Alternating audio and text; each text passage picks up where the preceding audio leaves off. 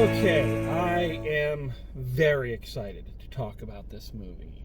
I know I say this a lot on this channel, but it bears repeating that this is the type of movie that Drive Home Reviews was created to patron. Those smaller movies that get little to no coverage anywhere else. And even with my limited reach, I feel that it is important that somebody somewhere comments on these films and tries to get word of mouth going on them. This is one of those movies that has had no press, has had no word of mouth. I found it by chance by scrolling through the Malco Theater app and saw that, it's one of those movies where it was made in 2019. IMDb has it listed as 2019, but obviously, most likely because of pandemic things, it's been sitting in a can for who knows how long, and they probably just decided they needed to release it and get it out there because you spent the money on it. This is an expensive-looking film. So you spent the money, you've got to get it out, but it's clear that the studio just kind of wants to get it out there for as long as they can and make whatever money they can back, because it's a movie they dumped onto streaming at the same day they released it into the theaters. And you don't really do that anymore at this stage of the game unless you really don't think the movie is going to attract an audience. And I find that to be an incredibly distressing thing. In this case, sometimes it's understandable. You got to be careful when you go in for these quirky little films, directed by relative newcomers and starring virtually no one of any name. I mean, this is how we got the second worst movie of 2021, American Trader, last year. So, like anything, it's a crapshoot. But sometimes these little films, they just hit, and they hit hard, and they prove to be something truly special and magnificent, and that is the case with this movie. I am very excited to talk about this movie because I want this movie's name out there. I want people to see this movie and appreciate this movie for what it is, and this is a great, great little picture. This is not a film that's gonna, become revolutionary. This is not a box office masterpiece. This is not gonna sweep any award ceremonies, but it is a good picture filled with great performances and a lovingly crafted film from a caring director that I feel, if I can just turn one person onto this movie from this review, I feel like I have done my job. So let's actually talk about this movie. So what is this movie about if you've never heard of it, which, let's be honest, you probably haven't. So our story begins in early 30s Poland, which should give you a slight indication as to what type of movie this is and what is going to happen in it. We meet our two main characters, Robert and Rachel, both of whom are students at a local music school in Poland. Of course, they're little kids at first. They don't like each other. They have, typical little... It's a very Ron Weasley, Hermione Granger relationship. The early part of this film where they're doing the flashback, it really does give you Ron and Hermione vibes. Yeah. And of course, the two of them end up falling in love. Flash forward several years later. We're now in the early 40s. Robert is returning from several years studying opera somewhere. Rachel has been there. She's a violinist, and she's engaged to some other guy. They, of course, fall in love. Everything is hunky-dory, and then history happens. So we all know what happens in Poland at the beginning of the 40s, don't we? So yes, the Nazis invade, and Rachel and her family, being Jewish, are of course targeted. They are hidden for a brief time. They eventually get found out, sent away, and Robert, now who has joined the Polish resistance, begins this multi-year, cross global trek to track Rachel down and try to find her and save her. It's a journey that takes him to Germany, to Auschwitz, to Amsterdam, then to New York, and probably some other places I'm not remembering. But it is this incredibly arduous journey that he goes on to find and be reunited with the woman he loves. So right away, I think what we might notice is that this has a very movie of the week kind of feel to it. The plot sounds like something out of a romance novel, but that's not a bad thing. There's nothing wrong with plots from romance novels. Romance novels are romantic. And this film, even though it is dealing with incredibly dark subject matter for a large portion of its runtime, is at its heart romantic. This is a romantic movie, and everything about it is set up to reflect beauty and warmth and strong feelings. The color palette, one of the things that knocked me over right away about this film is the color palette. It is, especially in the early goings, it is so bright and vibrant, with characters wearing very solid colors.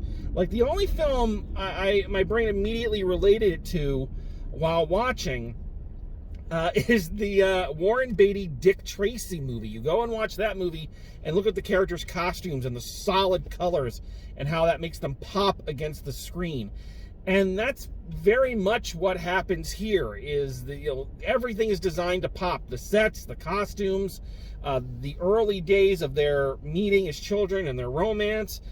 Director Meredith Coolidge does just a striking job of setting up a beautiful world, and especially since we know what's going to happen, it makes, when the tragedy occurs, all the more tragic, because you set up this gorgeous, happy world for them. But even when the Nazis invade and Rachel and her family are taken away and Robert begins this trek, there is still an odd beauty to the movie.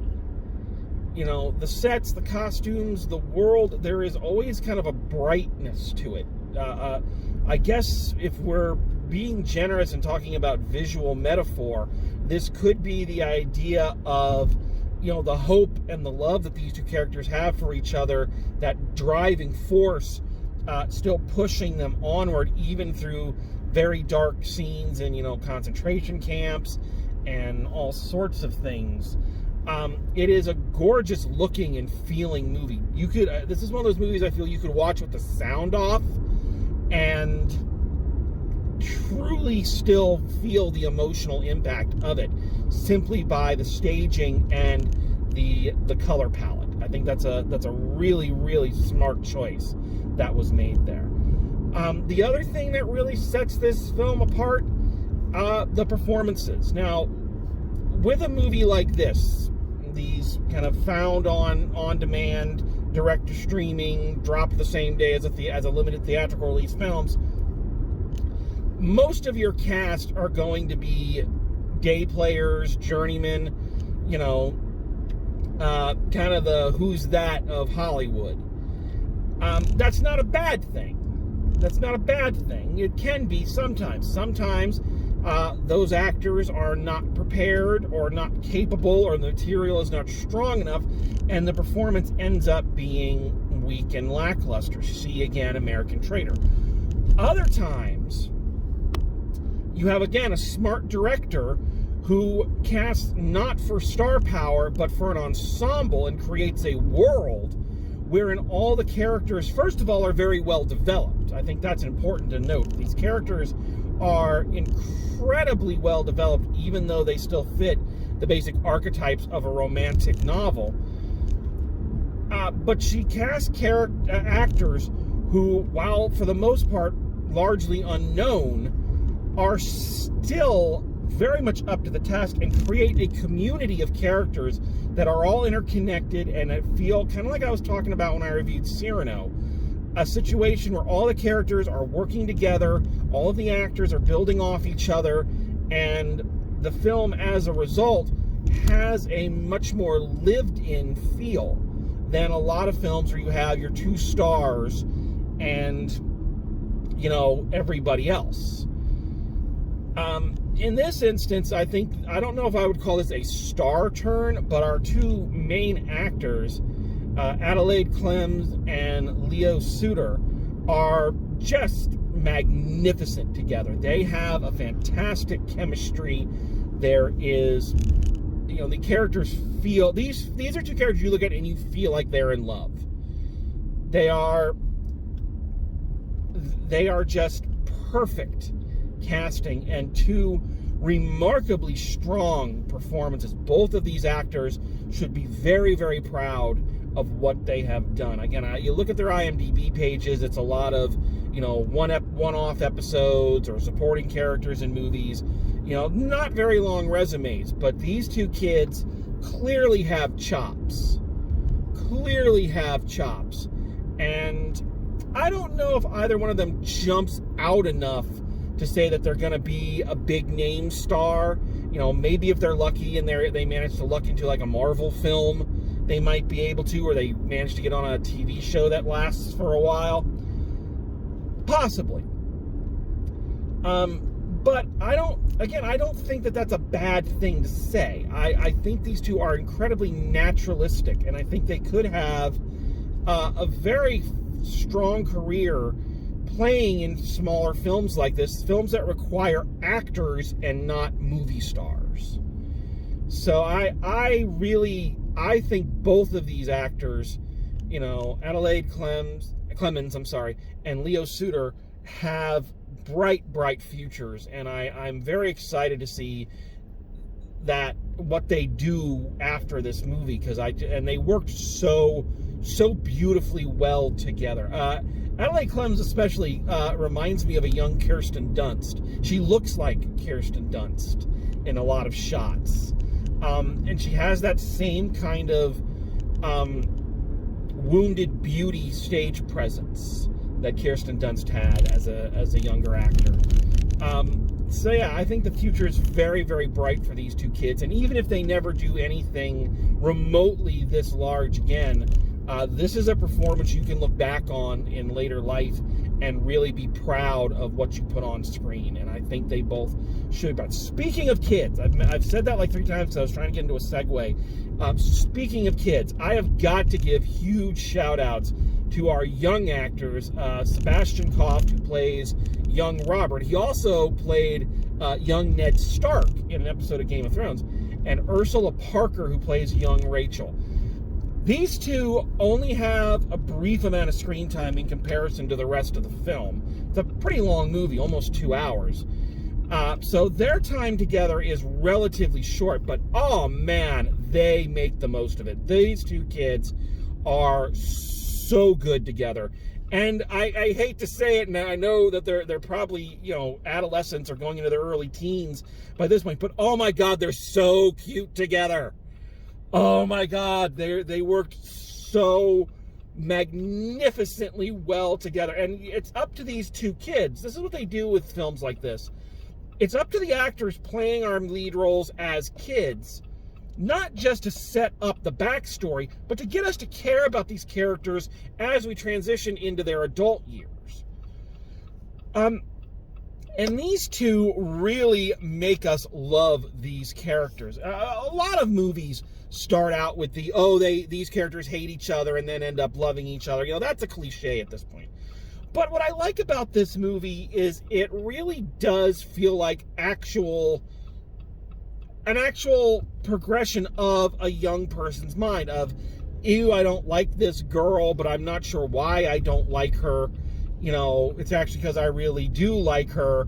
And the same thing from her side. You know, it feels like how little kids react to each other and how feelings develop as you gain the maturity, hopefully, to express it. The other thing I really liked about this film that I don't see a lot when you have, you know, like kids playing characters younger and then, you know, older actors playing them in their adult years, is it really does feel to me like these are the same characters. I know that sounds really weird, but a lot of times when movies do this, you just kind of say, okay, that's one set of actors, here's another set of actors, and you just kind of accept it. This actually does feel like these are the same characters. Like they are, like you can see the little kids in the faces of the adult Rose and Rachel and Robert. You know, they have the same looks, they have the same mannerisms. The Sebastian Croft and Leo Suter actually do look a lot alike. If it came out they were brothers, I would not be surprised. But it's just, you can see the same twinkle in the eye and the same reactions to things, and that aside from just saying, okay, this is someone clearly playing a young Hugh Jackman or a young Michelle Williams, this is them playing young Robert, young Rachel. It really works out well. Again, great performances across the board. Stellan Skarsgård deserves kind of best supporting actor for this one, playing a German opera singer who aids Robert in his quest to find Rachel and try to free her. So he's really good in this. I also have to give special credit to both Stellan Skarsgård and Sebastian Croft, because they're playing opera singers. Now, I don't know if this is actually Sebastian Croft singing, but I would wager not, just because. And yet they have to mime it and make it look convincing, and they really do. They really sell it. I do feel some of the opera sections go on a little bit too long. That's kind of my only real complaint about this movie, is it does drag a little bit. Like I say, it's a 2-hour-long film. There's a lot of story to cover. There's a lot going on. So yeah, it needs that time. And so I don't know what you would cut or what you would trim down to make it stronger, but it does feel like it drags a little bit. And again, some of the opera sequences tend to go on a bit longer than they really, really need to, in my opinion. But that's a minor quibble comparatively to everything else that's going on in this film. I will also say that it's one of those movies that really does, at least for me, I got very engaged in it. You know, it reminded me towards the end there, for those who remember the classic 80s kids cartoon, An American Tail, you know, the story of Fievel being separated from his family and running around trying to find his family, and especially there towards the end, you know, he's so close, and yet he misses them, and yet if they just turned around, they'd see him, and this kind of thing, and you start getting that feeling with Robert and Rachel. Is like they're so close, he gets so close to finding her sometimes, and yet she just left, and she's just there, and just like, go, go, go, go, that when things finally happen, you really do feel the catharsis. When this film is done, you really do have that, you know, that breath, and you are invested. I reacted vocally to this movie, which I don't do a lot, but I did here. So that's a real credit to everyone involved. I don't know quite what else to say about this one. I really don't. So when that happens, the best thing to do is let's wrap it up. Let's get to the point here. So final grade for I'll Find You. I'm going a solid A on this one. Not quite an A+. I feel that, again, a little long, and I also feel like the overly bright color palette does kind of give it a little bit cheaper look. It's clear that this is not a cheap movie, but it does kind of have the gloss of a made-for-TV kind of thing over it. For those who remember made-for-TV movies back in the day, there is despite that, again, that this is clearly an expensive film, there is something about it that looks a little cheap. I don't know quite how to describe it. I think it is that kind of gloss over everything. Well, be that as it may, or not be that, it's still a beautiful, touching, well-acted, well-written, masterfully directed film, and I'm begging people. You know, Right now, it's out in limited release. It's you can find it on YouTube. You can find it on demand. It's out there. So I urge you, go find this movie. Go find this movie and watch it. Again, it's not going to blow you away. This is not a Citizen Kane, a Casablanca. You know, this is not a genre redefining masterpiece. You know, it's not Gone with the Wind or anything like that, but it's a good movie that deserves more eyes on it. So please, I urge you, be those eyes and check this movie out. So there we have it. That is, I feel like I have done my critical duty and alerted you to a fine movie that could use a bigger audience. So thank you very much for joining me. Stop watching me. Go watch this movie. Thank you very much. And as always, drive safe, and I will see you at the movies.